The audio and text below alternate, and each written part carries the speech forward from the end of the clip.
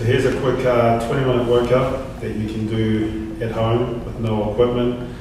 Our people at Newport Boxfit will be very familiar with it. The ton up, can't take full credit for this.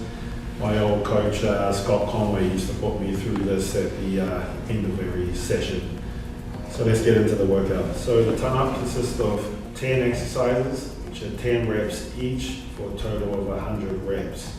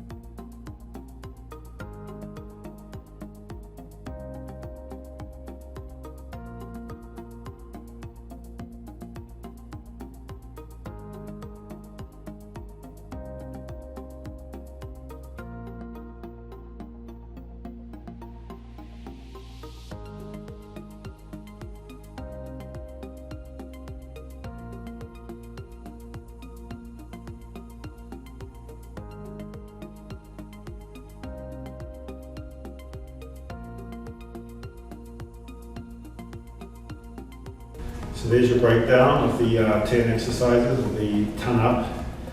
Now repeat that 5 times with a 1-minute break in between. And for those of you that want to push yourself and challenge yourself, try and get the ton up done in under 3 minutes, 1 minute rest, repeat that 5 more times.